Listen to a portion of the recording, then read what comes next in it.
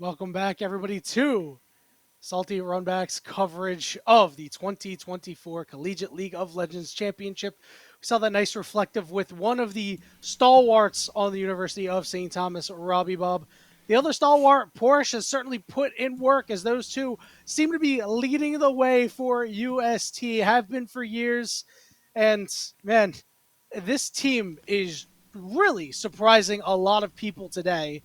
Odd Orange, I have to say, this is not what you expected. This is not what I expected. This is not what RMC expected. Heck, this isn't even what the people that picked UST expected, at least yet. Yeah, you know what's so surprising to see is that this UST roster hasn't been playing together the entire year, but they look very coordinated as a group. You know, Yeah. their team play is been very strong. That game two had a lot of strong team play. So hats off to them for starting off the series 2-0. But these guys, I have a feeling and a hope that Maryville is going to turn it, change things up in game three, and the reverse sweep is coming. So we're all right. Yeah, a hope and an expectation, right? Even Shibby and Travi don't think that UST is going to win this 3-0. They're expecting a bit more of a fight coming through from Maryville. But you heard it from Robbie Bob. He was having fun. Last year when he won the 2023 CLOL, it was better than the time he won in 2022.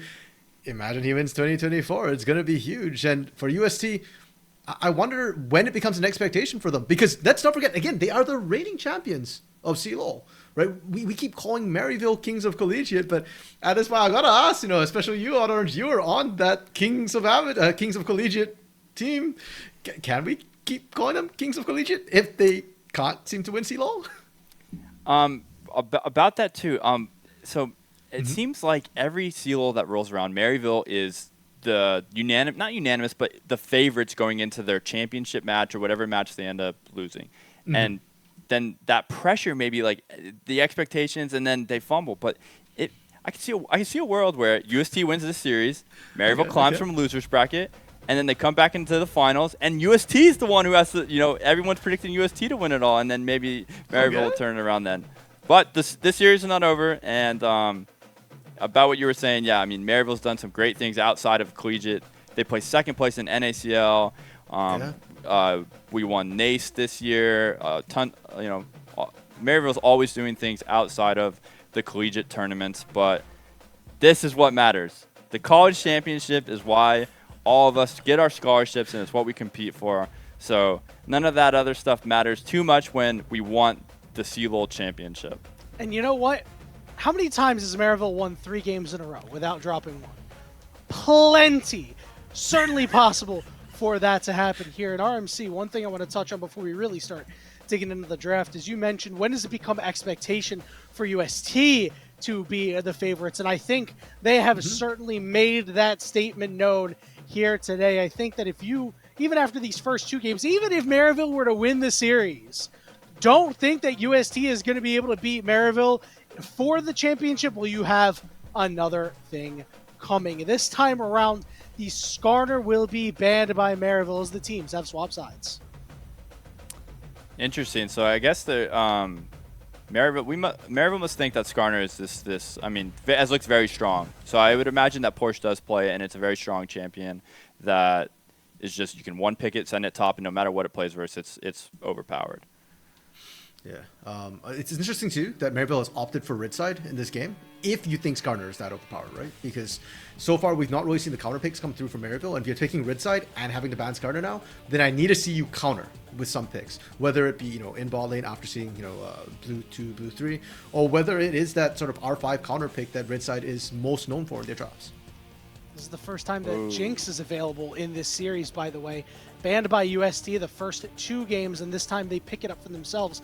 But I heard you oohing over there, Odd Orange. Here we go. Scary Jerry finally off of Senna.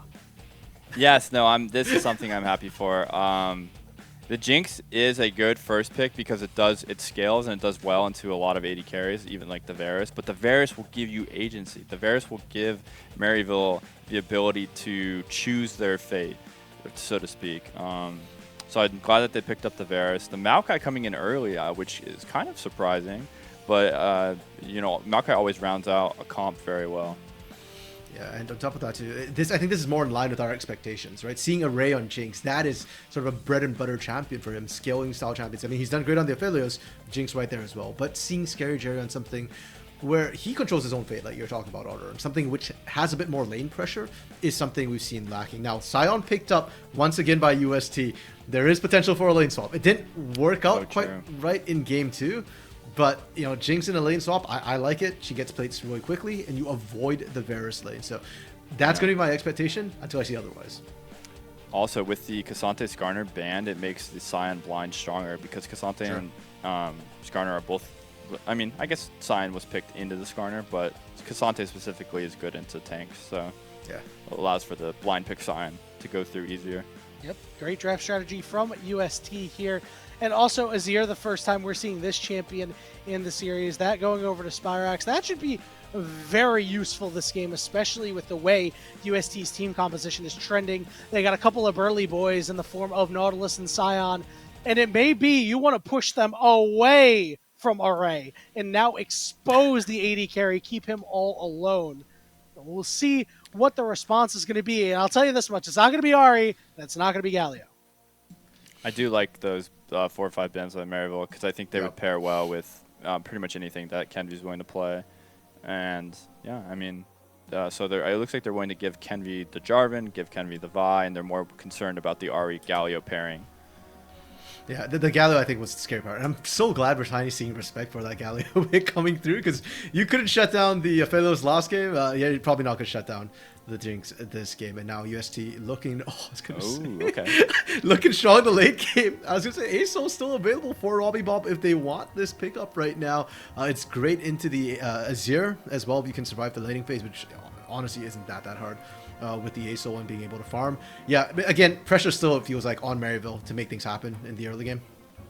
Yeah. I don't love the Viego. I would have rather seen the Jarvan come out again, but true. I feel like they have greedy AD carry, greedy mid, add on top of greedy jungle, and then just a tank top. Yeah, and you know, now look at the pick coming through for the side of Maryville. Niles is going to be able to get that Gwen. Perhaps that Jarvan would have been better served on the side of UST. You get Robbie Bob to throw a falling star in there, but we'll see the Viego instead. So I think that comes from seeing Yuji on a more gank-oriented, tank-oriented, defensive-ish pick, right? And, you know, Kenvy may be looking to just kind of run the jungle with whatever Robbie Bob can do in this mid. Yeah, I just think it'll be kind of hard because of... you know, like I said, the ASOL and Jinx are kind of greedy picks. They need to scale up, and then Sion's not going to provide a whole much, you know, blind pick Sion. So, I mean, we'll see what happens. I think this is, when I said game 1, like, I wanted to see Yuji do well on that Nidalee pick. I'd want to see, not that I want USC to win it all, to see, like, Kenji would have to perform well on this Viego to, like, make that pick worth picking. Well, we'll see if he is able to do so. Going with one of his stronger champions and what he's known for, we are going to say goodbye to Odd Orange this time around. And now we'll get into Game 3. Surprising to say, RMC, that this could be the final game of this best of 5. I certainly was not expecting to say that here. UST up 2-0, looking for the kill shot. But you know what? It's the surprises that add spice to life, Yanni. So it might not be what we expected, but I'm here for it. And that last pick that came through from Maryville, we barely touched on it. Gwen coming through as well. I do like this adaptation from Maryville. We've gone from low damage or no damage to damage overload. When the chips are down, Niles is no longer playing for utility. He's looking to carry. And once again, I want to highlight this guy. He's a veteran. He's been in Maryville a long time. He's been in the LCS, and he is somebody who can carry games, but the first hurdle is, do you know the lane swap? Because Gwen does not do well in a 1v2. Exactly, and Portia's more than happy to try to set anybody behind. It really feels like it's going to be who can get ahead between Niles and Kenvy. As you can see, Trevor trying to cause some problems. Okay. Hook going down. This is already a flash burn from Yuji as UST are getting aggressive. Okay, and this is actually really tough for Yuji being this low. If there is any further shenanigans, he's going to drop dead. Whereas you're seeing Trevor go low. Trevor doesn't care. Trevor can just reset, right? He is in that lane swap position, or perhaps not, as it does look like Scary Jerry and Zyko, they sniffed it out, and they will be able to find the 2v2 lane they were looking for. Yeah, that's really good. Not so much just for the lane, but allow Niles room to breathe. against Yeah. Porsche. This could mean that Trevor and Array are going to need to shove this in, and they're going to maybe try to execute a dive. This will be really risky, RMC. Yeah, 4v2. Can it win? Oh, they start outside turret. That's huge. Oh, that is fantastic. Good damage down. Porsche is going to dive. Porsche, Teleport though? going to be coming in from the Gwen. Zyko very low. He'll go down Array trying to sprint away. One more. Will he be able to walk out? He is, and look, Scary Jerry's in killing trouble. Scary. The hook, the flash from Scary Jerry. Now it's a turnaround on the Niles. Looking to snip Trevor, and will be able to do so, but Array has to stay far away. Kenvi has to try to pick up this kill, but Array is getting chased down. One more. It's going to be Niles who's able to pick up the kill. And a great block by Niles, turning around onto Kenvi, and Scary Jerry gets the kill. Maryville University, their pulse is rocking at 180 beats a minute. And USC, they found the first 2 games, but on the 3rd game, Maryville revived themselves, at least here in the first 3 minutes of the game. And it's huge. Look at where the kills went. 3 to Scary Jerry on this Varus. Niles picks up the kill as well, and throughout all this, Porsche gets absolutely nothing. Sure, he got a kill, and he almost managed to find Scary Jerry, but he still got no CS. He's still down levels, and Maryville could not ask for a better start to a potential reverse sweep. Take a look at that highlight. Take a look at that serrated Dirk. That tier item. Scary Jerry is certainly looking scary. Our RMC, the good news for the side of UST is they scale quite well. Now the issue is going to be, can they prevent Maryville from trucking them this game? Yeah, and that's been the question we were setting up. It's not been the question that we've had this series. This series, UST has done fantastically in the early game, and I'm actually curious to see if they can bounce back from such a rough early game. If not, it gets to be played at Maryville's pace, and Maryville themselves this series have not looked fantastic, unfortunately, in the mid game. What has traditionally been their strength has been their struggle, and for Maryville as well, good lead is great, but you actually need to be able to close out. If not, Robbie Bob on his signature ASOL at this point, Array on a Jinx. As you point out, the skill for UST is just phenomenal. Yeah, and it's just a matter of getting there. The bad news for UST is that Yuji is able to just slide in and W onto any single target that they want. They could not get Niles into a disadvantaged state as well. So not only is Porsche half HP, Niles is able to free farm. He's got a kill. He's got 2 assists. This is really bad news for UST. Yeah, and for UST, if they want to bounce back to, I'm curious who they're looking at. Because normally you'd say, okay, jungle, get a gank in. But Kenvi's on a Viego, and Viego's not exactly known for his early game either. I think Odd Orange called it best when he said that, yeah, this draft looks really greedy from UST, right? And now that you're set behind, where's your comeback mechanic? You can sit back and look to scale. That is a potential comeback mechanic, but Maryville is very good at punishing that. And we're already seeing down here too, Scary Jerry, Zyko, looking to try and zone out, looking to grab this early dragon. And with how fast they're taking this as well, they will be in position to rotate that bot lane back up to contest for Void Grubs. There shouldn't be any trade of objectives here coming through from UST. Yeah, they're going to do exactly what UST did last time. You can already see Niles headed to the bot side, Array and Trevor on top right now. So, looks like Maryville have this one well scouted out and are looking pretty nice. Gold lead hovering near 2K still. It hasn't gotten that much bigger. But that Mountain Dragon, certainly going to be nice to have in the back pocket. Yeah, nice little bit of help to have. Into the mid lane, great flash from Robbie Bob to avoid that from Spyrax. But that's an out for a flash traded, and Robbie Bob just only now hit 6. Yeah, it was really aggressive from Robbie Bob, though. With that flash down, will make life a little bit more difficult, but he is level 6, does have that falling star. Array and Trevor are going to be at Grubs first. So it looks like Maryville will decide, yes, we will give these over. We won't be able to greed and get everything in the world. Yeah, interestingly enough, Scary Jerry and Zyko, they didn't make an immediate beeline to cover that top side in the lane swap. Niles was already bot side, so they could have moved if they wanted. Instead, with that recall and then move there, they unfortunately end up giving those Void Grubs over. And for UST, that's a good start for them coming back into this game. I know that, yeah, I ideally want pushing lanes, but especially with the Jinx, when we're lane swapping this much, those early Void Grubs can very quickly add up. Yeah, just as long as you don't get burnt on any swap, you will be just fine. But the pace has slowed down significantly here, and it just feels like Maryville everywhere are getting advantages. So that means that when it's time for them to start a fight, USD, they're just going to have less gold overall, less ways to be able to turn anything. One saving grace down here. Porsche's level 6 to the now level 6 of Niles, so a small EXP lead. Yeah, and for Porsche as well, even if you do get set behind, the goal of the Scion into the Gwen matchup ideally was to bully the Gwen early, but if you fall behind, it's just to have utility in team fights later on, right? So as long as you can keep relevant, as long as you're holding Niles kind of down there as well, you're kind of good to go. Much scarier is this top side where both junglers are looking right now. Kenvi is just looking to shade and cover, but if he goes...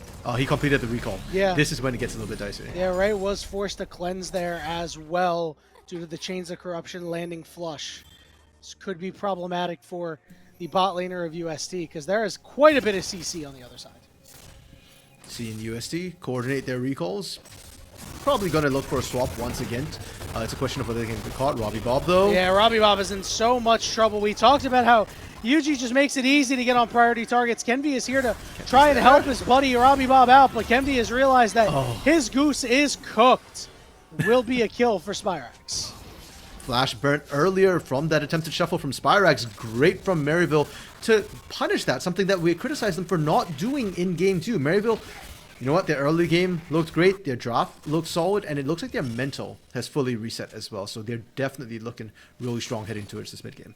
Yeah, they are cruising right now. The one lane that isn't up in CS is the one lane that you would have expected, right? And Niles into Porsche, but right now Spyrax up about 20 CS on Robbie Bob, up a kill, taking advantage of Robbie Bob being down flash, something that Maryville did not do to the bot lane of UST in the last game, now starting to take more advantage.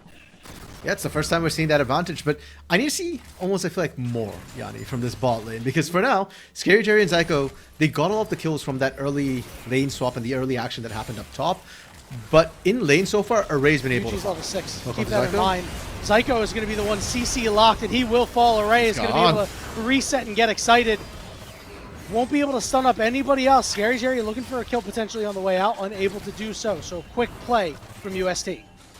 And that right there, Yanni, was why I was kind of hesitated, because we still haven't seen Scary Jerry and Zyko actually win out the 2v2. And for Array, getting that kill is just icing on the cake, because really what you're just looking for is to skill up and, you know, get CS advantage. And you look at the CS, it's not that big a gap. Now getting that kill kind of narrows it a little. Scary Jerry will still have the advantage. They will still have kill threat, but I need to see it kind of utilized properly and timed around Kenvi as well, making sure that there isn't backup to help this Jinx and Nautilus out of trouble. Yeah, it was really heads-up play by UST and Maryville. I mean, you know, Yuji was there. It's just, unfortunately, they did not have Kenvi on their radar at the time. Robbie Bob not going to get pressured all too much here, but Spyrax will be able to take a plate. First 100 CS in this game around 10 minutes. He is cruising. Scary Jerry is still cruising. It's a 3,000 gold lead for Maryville. And in the last couple of moments, they were the ones who lost out on a kill. And they still managed to get more gold now, trying to make a play on a Robbie Bob once again. And they do it again while his flash is down. The flashless dragon has fallen again. Okay, so that's what, 3 dragons in favor of Maryville right now? Yeah, yeah, 3 dragons to none right now. Only one of them gives a really big buff. Maryville going to be able to scoop up 2 Void Grubs, so it's not going to get too crazy for the side of UST. It was a good steal by Yuji. And right now, Maryville University is looking much like the team we expected to see coming into today. We've got Vision Wars going on. Array and Trevor don't know they were on a ward, but neither did Yuji and Zyko. Can they land it? Yeah, TC I just lands. don't think it matters. Array is forced to cleanse away. Knock to the side, will survive. Ooh. Yuji could be in trouble. The turret's helping him out, and it's going to be Array picking up the kill. Spyrax is here to be able to back up the rest of the squad, although Robbie Bob coming through, not able to do much more.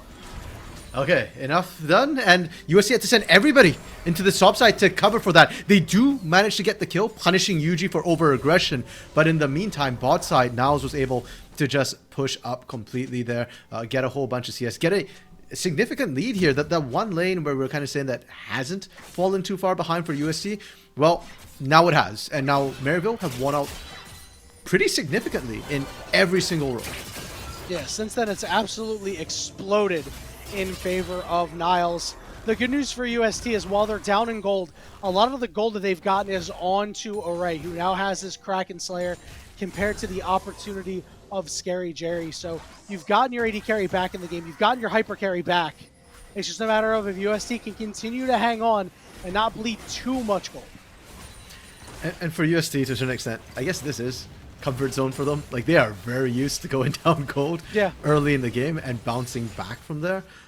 But usually when they do that, it's by contesting the objectives, finding sneaky picks here and there, and I need to see that happen. They are still finding sneaky picks. That top side, right? When UG overdove and got punished.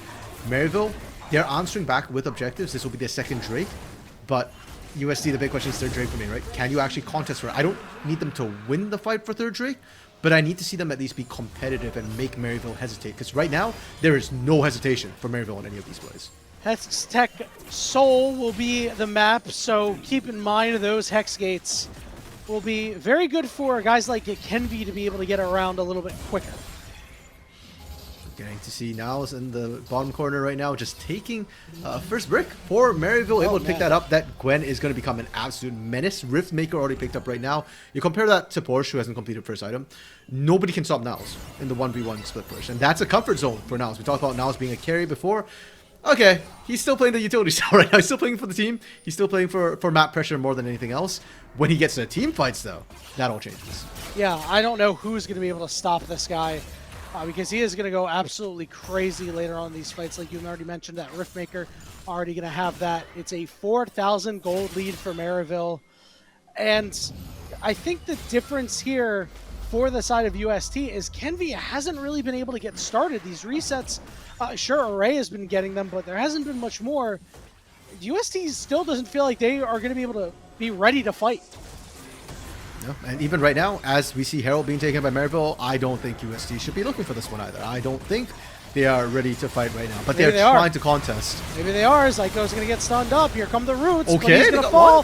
Kenvi, he's going to be able to get the resets. They're going to turn on to UG next, but look at Spirax coming through with the help of Scary Jerry, and the bot lane for UST has fallen. Kenvi wants to try to get back in to steal away that Rift Herald, but he is forced out. And Maryville win yet another fight. Yeah, and USC getting greedy in gameplay as well as in composition. You got the first pick, just walk away, right? The moment Spirax shows up, that's damage. That's something you can down 2 levels. Mess you up. There's the sky's descend. Yuji is getting very low, but he still manages to walk out. Kenvi will survive as well, but not what you're looking for if you're UST. No, not at all. You just wanted to farm, and you pointed out Robbie Bob is low on levels. What Robbie Bob wants is experience, is CS, is minions. Kills are nice, but those levels matter a lot, and that's why it's so scary when you're trying to commit into any of these fights right now.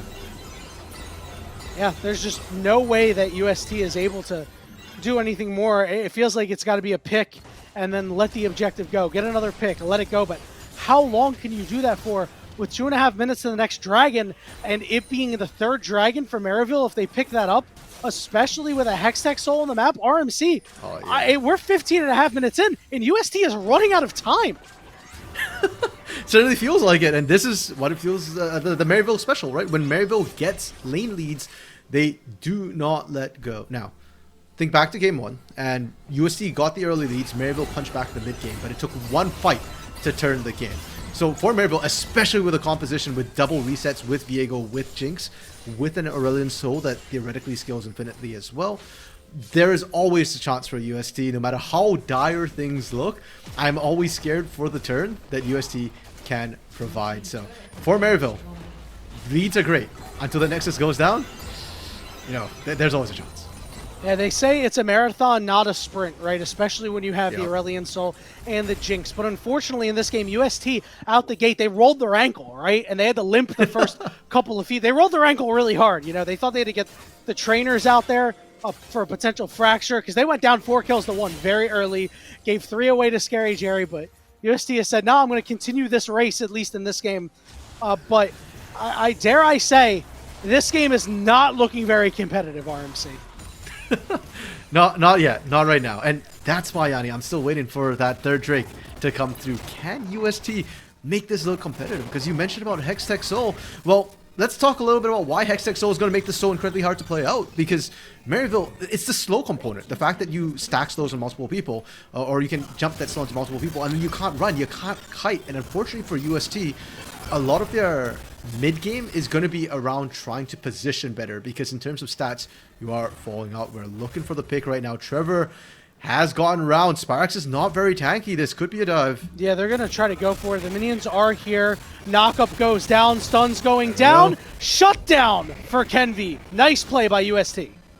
Nice clean reset. 20 seconds still. Dragon spawns, but Trevor is deep behind enemy lines right now. And Herald got dropped mid lane for Maryville pressure. Good interrupt there by Zyko. Trevor going to at least try to keep Zyko rooted and stay away. We're going to try to take down this turret, collect the objective bounty that comes with it. As Maryville University is headed down to the Dragon, but Zyko says, no. I'm going to keep you here. You're going to take a bunch of turret shots. Super Mega Death Rocket not quite landing. Scary Jerry. He had both eyes closed instead of one, but he'll still be able to find the kill regardless. And Robbie Bob, unfortunately, again, gets picked up. 0-3-0. That man cannot catch a break this game with the ace, so his signature pick. He can't even find the assist in Maryville. Not only do they get the kill, not only did Zyko manage to delay them long enough. That third Dragon Yanni I was talking about, that contest I wanted to see, that ain't happening. Maryville take it for free. Yeah, he doesn't look like Robbie Bob right now. He looks like Robert Bobbert, looking like a corporate drone right now, just punching in for the day and punching out. And Maryville about to start to land some punches here as Kenvi is going to fall flying in his Porsche. But what's he really flying into? Into a lot of danger. The turret going to be able to at least keep Maryville away for right now. But like a rabid pack of wolves on top of UST consistently. Yeah, Porsche shows up, manages to dissuade them for now, but it's just a reprieve. Maryville is still finding the advantages they need to find. Baron coming up in 1 minute. And Yanni, last game, wow, there was a lack of damage for the teams. This game, there isn't. And you add the gold differentials we're seeing as well. 3K, was that 2.5K? Gold advantage for Niles, for Spyrax. Scary Jerry up 2K as well. With that big a lead, 20-minute Baron is possible. Yeah, and it's not like the game 1 lead that Maryville had where they were, in front, but you always felt like UST had a shot. This feels like a game where it's going to be very difficult for UST to try to turn this around. But we'll see if they can, right? We talked about that scaling, but Robbie Bob needs to get online because regardless if you lose this game, at least getting some mojo back in a game that's really bad can kind of take you into the next game. But he's consistently down 2 levels. Yeah, and on one hand, I understand UST picking this drop right now. You're up 2-0 in a best of 5. You only need to win 1 more game. You can't afford to get a bit greedy. You've got the buffer behind you if you were to lose this game. But on the other hand, mental and momentum is a huge thing within these best of 5s, and especially when you're on the desk, Yanni, I feel like giving any team even a chance to try and reverse sweep is not a good idea. Maryville right now looking confident, looking like what we expected from them, pushing people out. They're getting in position for this Baron. It has spawned, and again, with Spyrax, with Scary Jerry, with Niles, they could take it. Robbie Bob is just decimated here, and nobody is able to follow up. It is another solo kill for Spyrax. He is just doing the funky chicken dance everywhere on Robbie Bob's dead body. And normally, this matchup shouldn't be this hard, Yanni. Like, normally when you pick an Aurelion Soul into Azir, you can survive the laning phase, right? You just focus on taking those minions. I'm not even sure what went wrong and how Spyrax ended up being 5-1-0, but he's being an overwhelming monster right now. And UST have not really found good ways to try and punish Spyrax. They did manage to catch out Zyko, though, but they don't even have the damage to follow up on that. Yeah, is it really a catch when you can't do a whole lot? Flash is going to be burnt. Teleport's going to be coming in, so UST has said, we need to go now. We need to try to find a way to make this happen. Super Mega Death Rocket not going to land. Zyko getting slowed up at the very least, and they will be able to pick him off as he's not able to get over the wall. Kenvi will be able to pick up that kill. Now the question is, are they going to go for it? They are going to rip this Baron immediately. I like the aggressiveness out of UST here, RMC. Yeah, this feels a bit like a Hail Mary to come through TP from Niles behind them, though. Maryville want to collapse 4v5. Robbie Bob doesn't have ultimate. They got Objective Bounty Baron going to go over to UST. The question is, how many Gen G Baron buffs can they keep? It's only going to be 4. And over the wall array, it's only going to be 3. But will it be less? Kenvi is still trying to escape, as is Porsche. Robbie Bob off to the side is in trouble. And now, spotted as Kenvi, Scary Jerry won't be able to take the one off of Robbie Bob, and in fact, might give a kill over to Robbie Bob. Is he going to be able to escape? It looks like he might. Meanwhile, Porsche has attracted 2 members of the side of Maryville, and you know he'll be going down. Scary Jerry left! Scary Jerry's not dead! Robbie Bob didn't have enough to take him down. Kenvi, though, might also live. He's led Zyko on a merry chase and will survive. So what is that? 2 Baron buffs. 2 Genji Bear buffs still alive for the side of UST. Meanwhile, though, Spyrax did make good on the time. He was focused on the prize. While people were hunting for kills, he took down the mid inner turret with Yazir, further accelerating this already fed Emperor of Shurima. Yeah, he is just going bonkers. He's on 2.5 items. He's got his penetration spike on top of it as well. Nobody can really deal with this guy. Robbie Bob is just on 1.5 items right now. Kenby is thankfully on 2, as is Array, so UST can scrap a little bit, but they're going to need a lot to go right in this portion of the game. Yeah, and for them, I guess the start right now would be if they were able to leverage the Baron buff at all and try and get some of these outer turrets. I know Dragon is spawning in 15 seconds. It's Hex, so it's huge. I just don't think you can contest with this when you're almost 10k down with a Baron buff. You are very far behind. Well, they're going to try to catch out Niles here at the very least. A lot of damage is going down onto him. Niles is going to go down. It's a big shutdown. Superman, another rocket coming through. Shot. It's a double kill for Kenvi, and all of a sudden, no shot. UST are making plays. It's a triple kill. Spyrax, though, is just dominating the fight. He's got a quad himself. Anything you can do, I can do better. Yeah, and with this, UG's still up, so that dragon ship belonged to them. Robbie Bob, last dragon standing, can't stop anything. Yanni, I'm going to be honest, that should have been a wipe. UST did incredibly well with the picks, but Spyrax, 9-1-0. This Azir is just built different. Spyrax is just built different. Coming through on his signature pick with his team down 2-0 with a spotted land on the line. A 9-1 performance, Kobe-esque, Jordan-esque, one might call it. Yeah, I guess Spyrax really wants them potatoes. He wants to go to Idaho, and he's not going to give this one up easy. 9 kills on the board right now, just wiped down Potato Town. Yes! Oh, man. 3 completed items as well. Oh, jeez. UST, it's going to be tough for them. Baron buff, Genji Baron buff, unfortunately not able to really find anything on the board. UST didn't get any turrets. Right now, Maryville have not lost a single turret, Yanni. Yeah, and the good news for UST is if you want to take a look at it, glass half full, there are turrets on the map for them to take. Now the question is, will they actually be able to take them? That top one at least is it's a little flimsy up there. It's lost some HP. But I do wonder if UST is going to get another opportunity at that Baron buff again like they had earlier. I mean, it was a good takeaway. We'll see if they're able to take away the life of Niles here. Ghost is going to get popped. Slow going to come down. Porsche is going to commit for this. Kenby is in the area, but look at what's happening on the top side of the map.